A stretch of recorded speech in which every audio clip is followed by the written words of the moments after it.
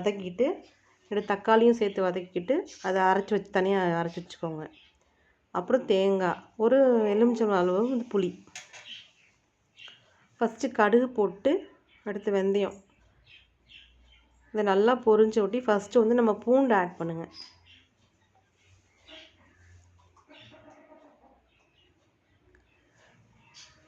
பூண்டு ஆட் பண்ணிவிட்டு அந்த பூண்டு வந்து நல்லா பொன்னிறமாகணும். அப்புறம் தான் நீங்கள் வெங்காயம் சேர்க்கணும். அப்போ தான் அந்த ஃப்ளேவர் அப்படியே அந்த புளிக்குழம்புல இறங்கும், நல்லாயிருக்கும். அடுத்து வந்து சின்ன வெங்காயம் கருவேப்பிலை.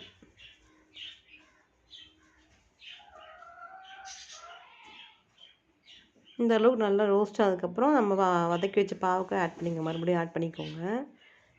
உப்பு கொஞ்சம் போட்டுக்கோங்க வேணும்னா.